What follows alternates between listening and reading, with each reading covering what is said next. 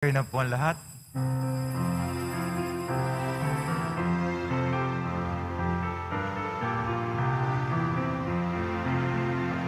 Magsiawit kayo sa Panginoon ng isang bagong awitin.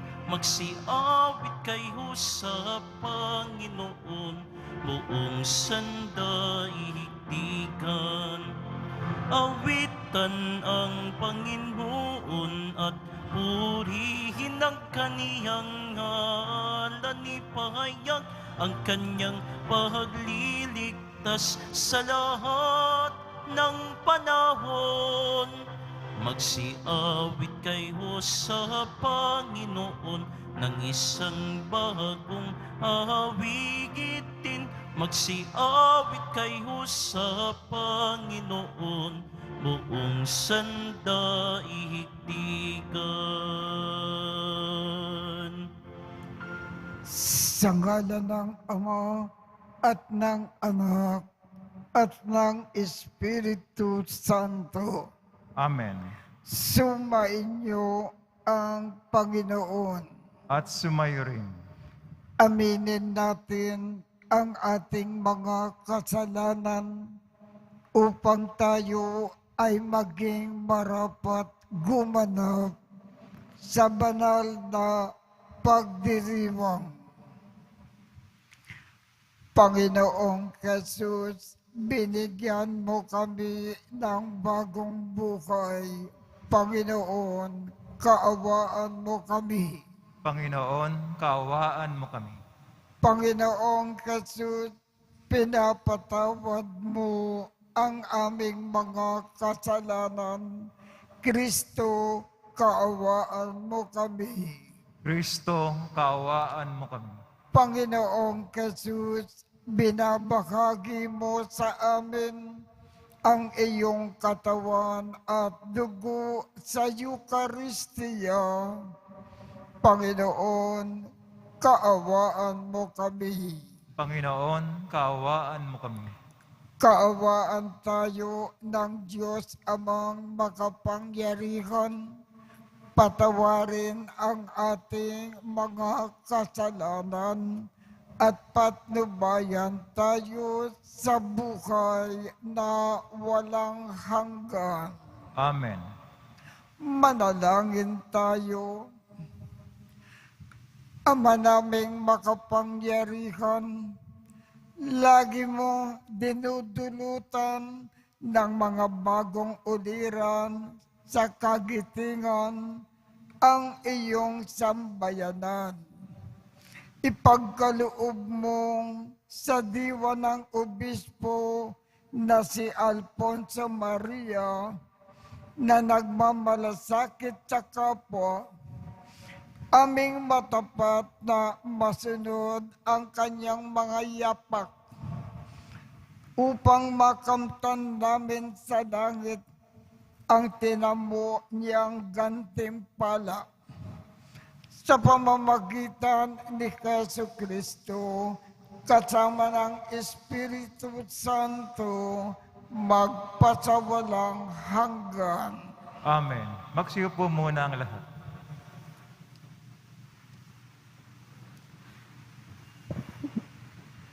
Pagbasa mula sa aklat ni Propeta Jeremias.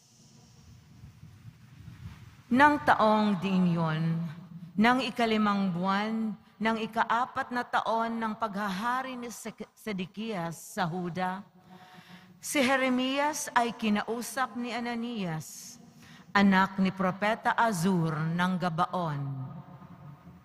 Sila nooy nasa patio ng templo. Sa harapan ng mga saserdote at ng mga tao, ang sabi ni Ananias, "Ito ang sabi ng Panginoon, ang Diyos ng Israel. Winakasan ko na ang kapangyarihan ng hari sa Babylonia. Sa loob ng 2 taon, ay ibabalik ko sa templong ito ang lahat ng kagamitan na kinuha ni Haring Nabucodonosor at dinala sa Babylonia. Ibabalik ko rin dito si Jeconias, anak ni Haring Joaquim ng Huda, at ang lahat ng bihag na taga-Huda na dinala sa Babylonia. Aalisin ko na kayo sa ilalim ng kapangyarihan ng Babylonia. Sinabi naman ni Propeta Jeremias kay Propeta Ananias, nang naririnig ng mga saserdote ang lahat ng naroon sa patio ng templo. Amen. Ganyan nga sana ang gawin ng Panginoon. Magkatotoo nawa ang ipinahayag mo. Mapabalik sana rito mula sa Babylonia ang lahat ng kagamitan sa templo at ang lahat ng dinala roong bihag. Ngunit, pakinggan ninyo ang sasabihin ko sa inyong lahat. Ang mga propetang nauna sa atin ay nagpahayag na magkakaroon ng digmaan, taggutom at salot sa maraming bansa at tanyag na mga kaharian. Kung magkakatotoo ang pahayag ng isang propeta, naiiral ang kapayapaan, saka lamang natin malalamang ang Panginoon nga ang nagsugo sa Kanya. Pagkarinig niyon, kinuha ni Propeta Ananias ang pamatok na nasa batok ni Jeremias at binali. Pagkatapos, sinabi niya sa lahat ng naroroon, sinasabi ng Panginoon na ganito ang gagawin niya sa mga pamatok na inilagay ni Haring Nabucodonosor sa lahat ng bansa. At ito'y gagawin niya sa loob ng 2 taon. At umalis si Propeta Jeremias. Pagkalipas ng kaunting panahon, mula nang baliin ni Propeta Ananias ang pamatok ni Propeta Jeremias, kinausap ng Panginoon si Jeremias, pumunta ka kay Ananias at sabihin mo, nawasak mo nga ang pamatok na kahoy, ngunit papalitan ko ng bakal. Lalagyan ko ng pamatok na bakal ang lahat ng bansang ito upang sila'y maglingkod kay Nabucodonosor at magkakagayon nga. Siya'y paglilingkuran nila sapagkat ipinailalim ko sa kanya pati ang mga hayop sa parang. At sinabi pa ni Propeta Jeremias, Ananias, hindi ka sinugo ng Panginoon at pinapaniwala mo sa isang kabulaanan ang mga taong ito. Kaya't ang sabi ng Panginoon, ikaw ay mawawala sa daigdig na ito. Mamamatay ka sa taon ding ito sapagkat tinuruan mo ang bayan na maghimagsik laban sa Panginoon. At nang 7 buwan nga ng taong iyon, si Propeta Ananias ay namatay. Ang salita ng Diyos. Salamat sa Diyos. Poon, ituro mo sa akin ang utos mo upang sundin. Poon, ituro mo sa akin ang utos mo upang sundin. Sa landas na di matuwid, huwag mo akong babayaan. Pagkat ikaw ang mabuti, ituro ang iyong aral. Poon, ituro mo sa akin ang utos mo upang sundin. Tulungan mong ihayag ko yaong tunay na balita. Yamang sa iyong kahatulan, lubos akong may tiwala. Poon, ituro mo sa akin ang utos mo upang sundin. Sa akin ay magsilapit, ang sayo ay may takot. Maging yaong mga tao na alam ang iyong utos. Poon, ituro mo sa akin ang utos mo upang sundin. Sana'y lubos kong masunod ng buo mong kautusan, upang hindi mapahiya't tamuhin ko ang tagumpay. Poon, ituro mo sa akin ang utos mo upang sundin. Nag-aabang ang masama upang ako ay mapatay, ngunit ako'y magbubulay sa bigay mong kautusan. Poon, ituro mo sa akin ang utos mo upang sundin. Hindi ako nagpabaya sa utos mo at tuntunin, pagkat ikaw ang guro ko na nagturo ng aralin. Poon, ituro mo sa akin ang utos mo upang sundin. Magsitayo na po ang lahat.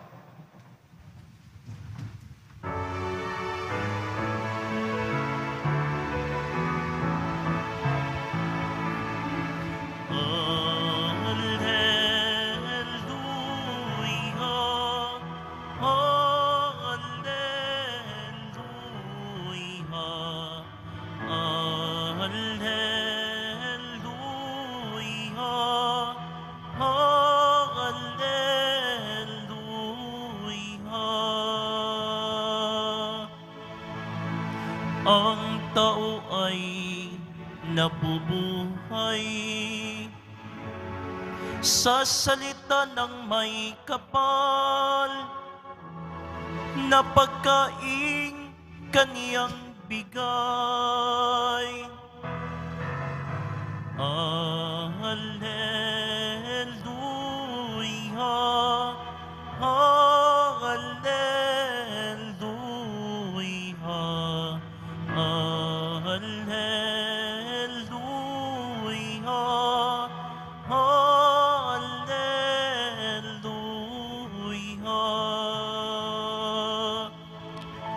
Sumainyo ang Panginoon. At sumayo rin. Ang mabuting balita ng Panginoon ayon kay San Mateo. Papuri sa iyo, Panginoon. Noong panahong iyon, nang marinig ni Jesus ang pagkamatay ni Juan Bautista, siya ay sumakay sa isang bangka at nag-iisang pumunta sa isang ilang na lugar. Nang mabalitaan naman iyon ng mga tao, sila ay lumabas ng bayan at lakad na sumunod sa kanya.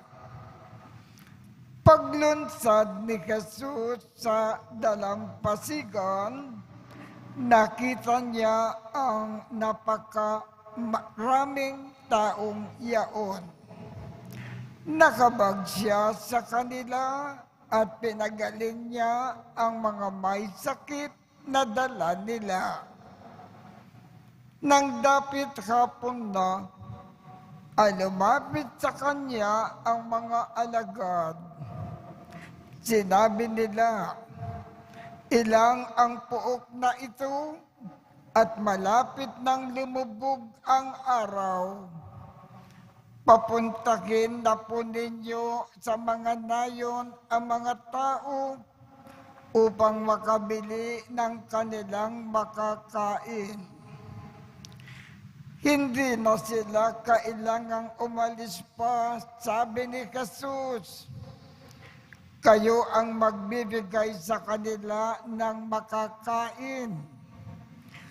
Sumagot sila, 5 po ang tinapay at 2 ang isda natin. Dalhin ninyo rito, sabi ng Panginoon. Pinaupo niya sa damuhan ang mga tao. Kinuha ang 5 tinapay at 2 isda. Tumingala siya sa langit at nagpasalamat sa Diyos. Pinagpira-piraso niya ang mga tinapay at iniutot sa mga alagad na ipamigay iyon sa mga tao. Kumain silang lahat at nabusog. Tinipon ng mga alagad ang lumabis at sila ay nakapuno ng 12 bakol ng pira-pirasong tinapay. May 5,000 lalaki ang kumain, bukod pa sa mga babae at mga bata. Ang mabuting balita ng Panginoon. Pinupuri ka namin, Panginoong Hesukristo. Magsiupo munang lahat. Ano ba lagi ang ginagawa ng ating Panginoon? Lagi po siyang naglilingkod sa mga tao. Ang mga may sakit, pinagagaling niya.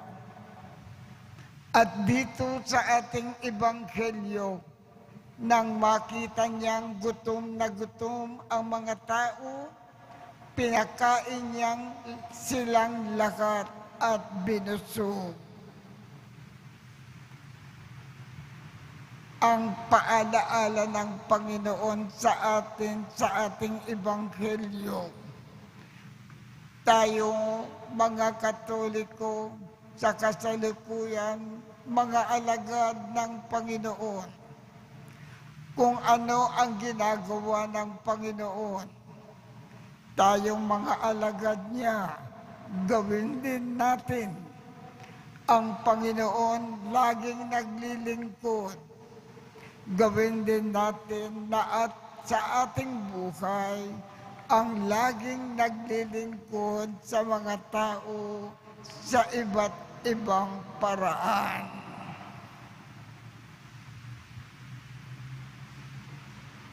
Magsitayo na po ang lahat.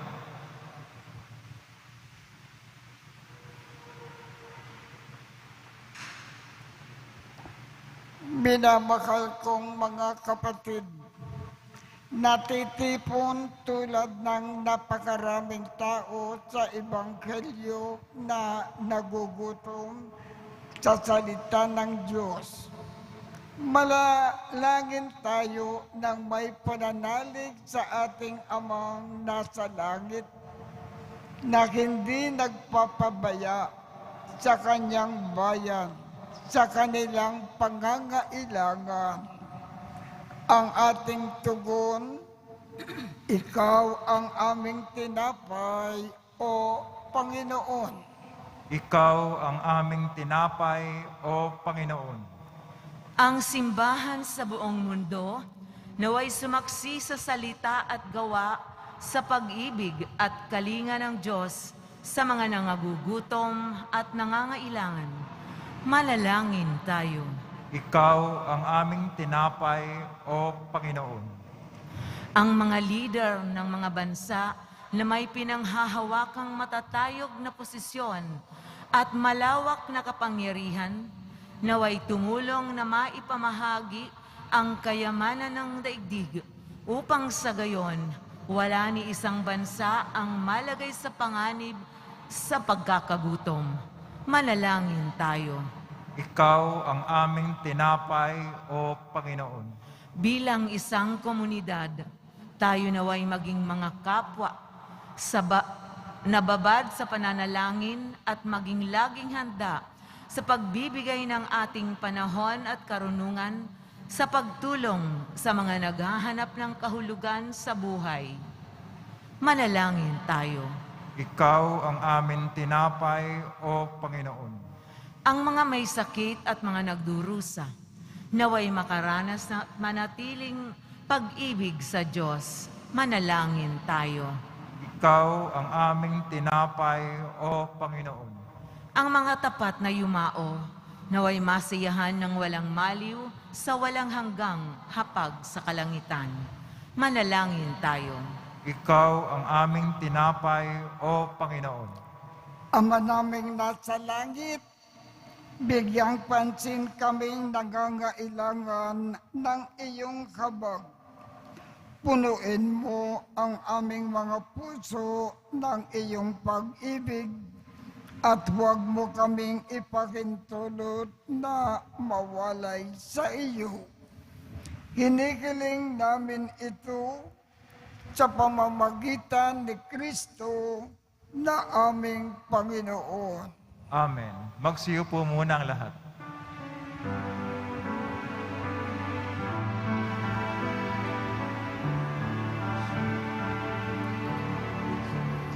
Ating alay na alak at tinapay mula sa ating ani sa lupain ng Diyos nating mahal na siya na rin nagdulot na tayo'y may maihain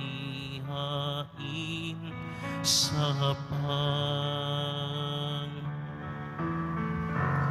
alay namin, inyo pong tanggapin at inyong pabanalhin, at kung mamarapatin, inyo pong itong gawin, katawan at dugo ni Jesus. Ating alay na alak at tinapay mula sa ating ani sa lupain ng Diyos nating mahal na siya na rin nagdulot na tayo'y may maihain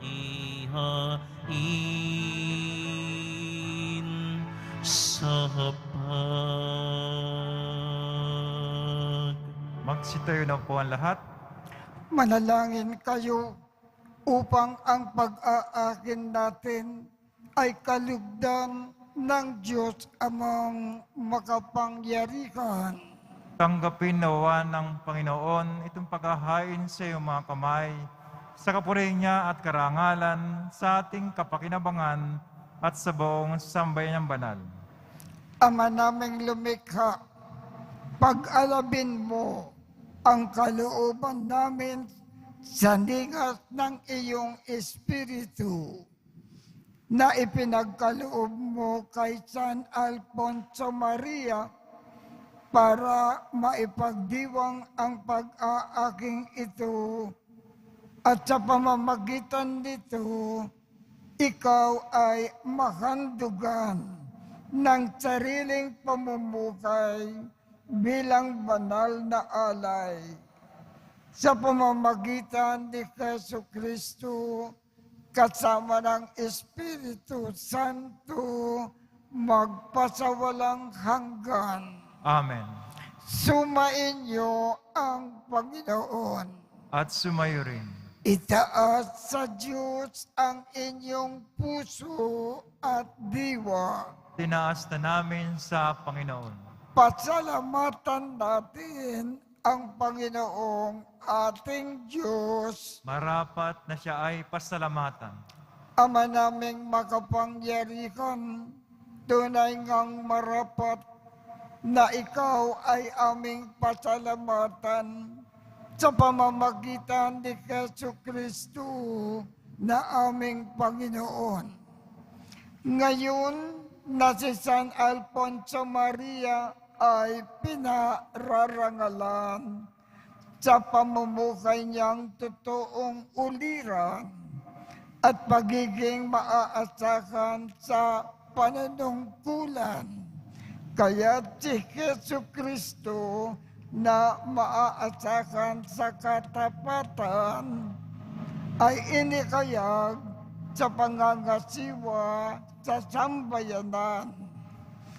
Ang malasakit ng mga ulirang tagapangasiwa noon ay nagpapatuloy magpahanggang ngayon sa mga panalangin na kanilang iniuukol kaisa ng sambayanan mong dito ay nagtitipon.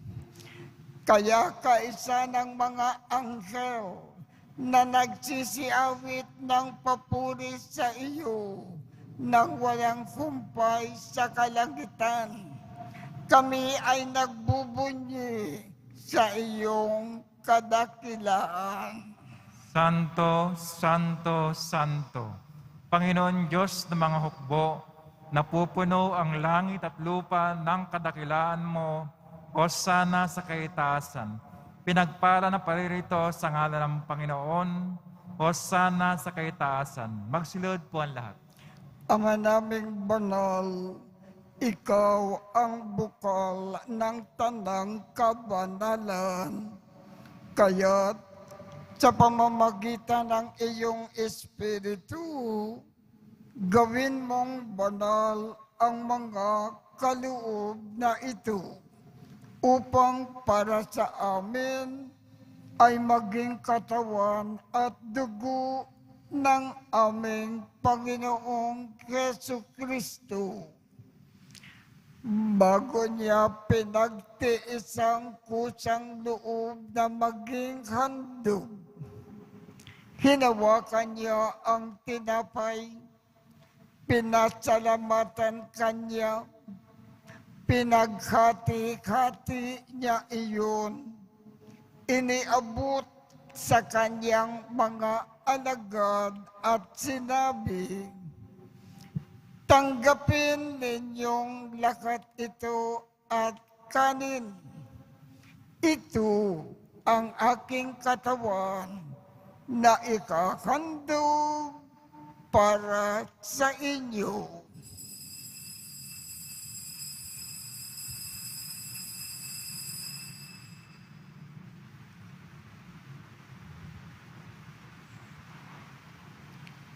Gayon din naman, noong matapos ang hapunan, hinawakan niya ang kalis, muli kanyang pinasalamatan, iniabot niya ang kalis sa kanyang mga alagad at sinabi, tanggapin ninyong lahat ito at inumin.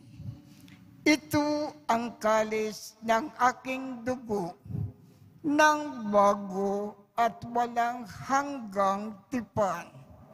Ang aking dugo na ibubukos para sa inyo at para sa lahat sa ikapagpapatawad ng mga kasalanan. Gawin ninyo ito sa pag-alaala sa akin.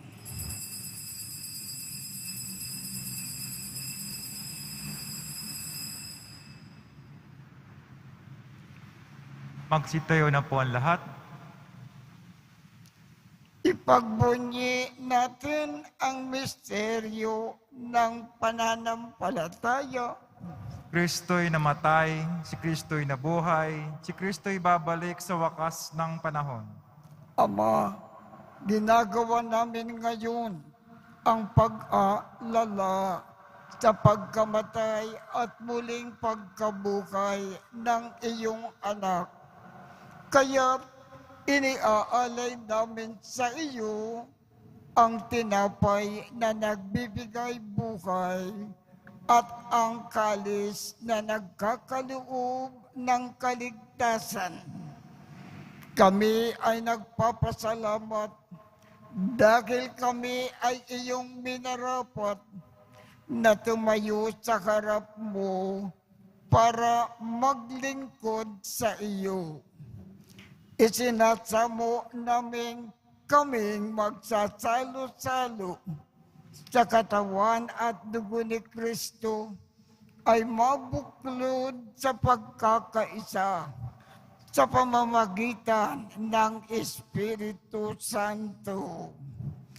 Ama, Lingapin mo ang iyong simbakang laganap sa buong daigdig. Puspusin mo kami sa pag-ibig, kaisa ni Francisco, aming Papa, Jose, aming Obispo, at ng Tanang Kaparian. Alalakanin mo rin ang mga kapatid naming nakimlay nang may pag-asa na sila ay muling mabubuhay. Gayon din ang lakat ng mga pumanaw. Kaawaan mo sila at patuloyin sa iyong kaliwanagan. Kaawaan mo at pagindapatin kaming lahat na makasalo sa iyong buhay na walang wakas. Kaisa ng mahal na Birhen Maria na ina ng Diyos, ng kabiyak ng puso niyang si San Jose, kaisa ng mga apostol, at ng lahat ng mga banal na namukay dito sa daigdig ng kalugod-lugod sa iyo. Maipagdiwang nawa namin ang pagpupuri sa ikararangal mo sa pamamagitan ng iyong anak na aming Panginoong Hesu Kristo. Sa pamamagitan ni Kristo, kasama niya at sa Kanya, ang lahat ng parangal at papuri ay sa iyo, Diyos amang makapangyarihan, kasama ng Espiritu Santo, magpasawalang hanggan. Amen.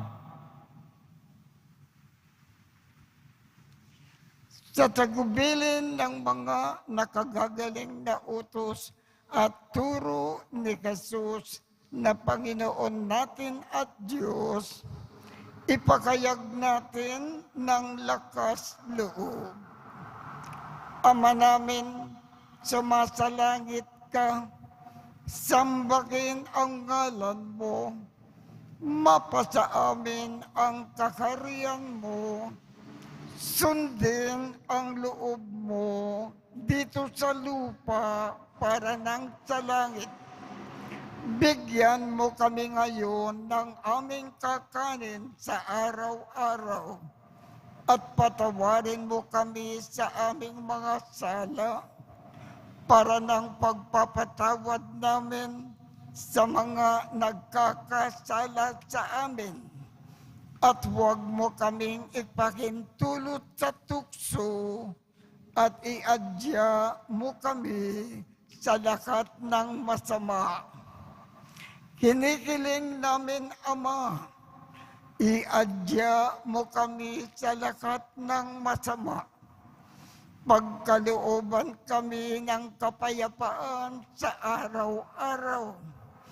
Iligtas sa kasalanan at ilayo sa lahat ng kapahamakan.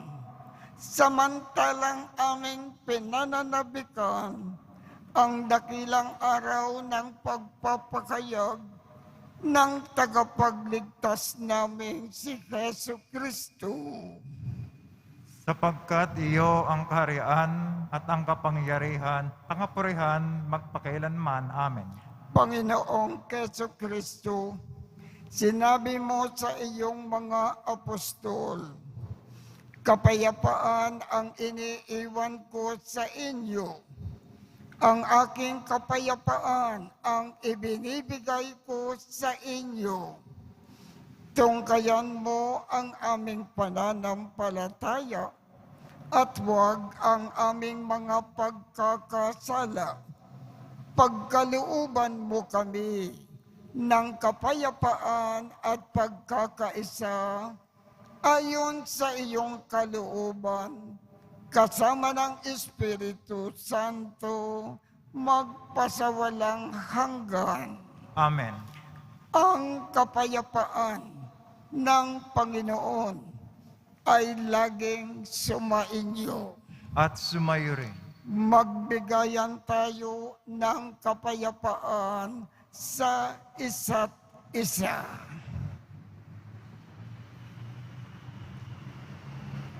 Kordero ng Diyos na nag-aalis ng mga kasalanan ng sanlibutan, maawa ka sa amin. Kordero ng Diyos na nag-aalis ng mga kasalanan ng sanlibutan, maawa ka sa amin. Kordero ng Diyos na nag-aalis ng mga kasalanan ng sanlibutan, ipagkaloob mo sa amin ang kapayapaan. Magsilod po ang lahat. Ito ang kordero ng Diyos. Ito ang nag-aalis ng mga kasalanan ng sanlibutan. Mapalad ang mga inaanyayahan sa kanyang piging. Panginoon, hindi ako karapat-dapat na magpatuloy sa iyo, ngunit sa isang salita mo lamang ay gagaling na ako.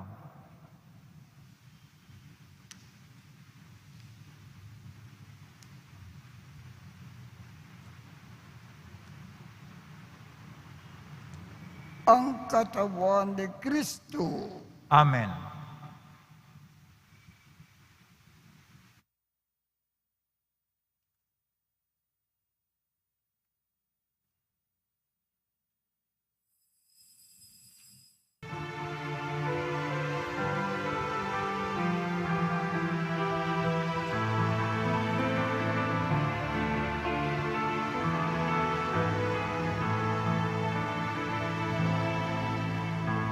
Halik kayong mga napapagal, kayong nauuhaw sa mundo.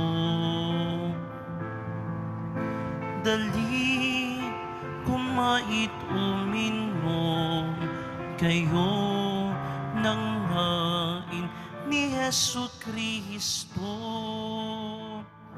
Jesus, tinapay mula sa langit, bihayang alay ng Diyos Ama.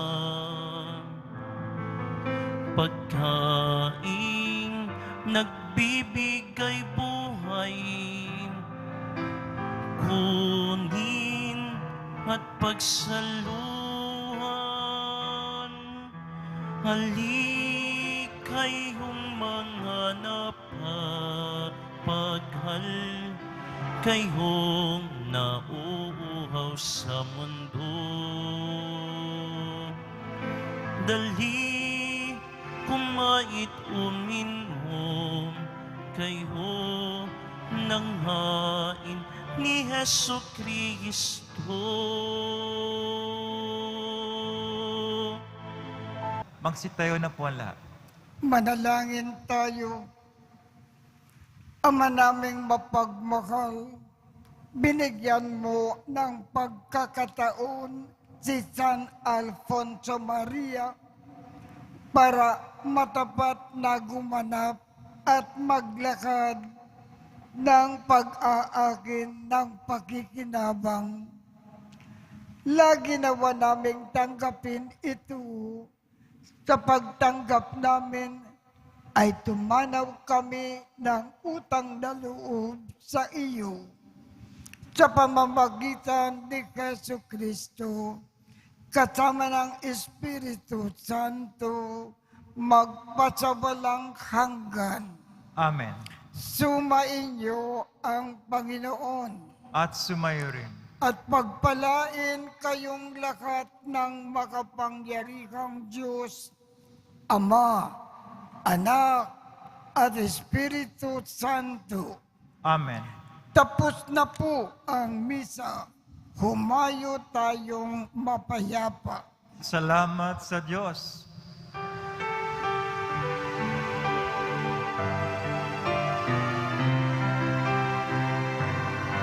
Nuestro Padre Jesus Nazareno, sinasamba ka namin, pinipinto ka namin, aral mo ang aming buhay at kaligtasan. Nuestro Padre Jesus Nazareno, iligtas mo kami sa kasalanan. Ang krus mong kinamatayan ay sagisag ng aming kaligtasan. Nuestro Padre Jesus Nazareno, dinarangal ka namin. Nuestro Padre Jesus Nazareno, nilulwalhati ka namin. Nuestro Padre Jesus Nazareno, dinarangal ka namin. Nuestro Padre Jesus Nazareno, nilulwalhati ka namin.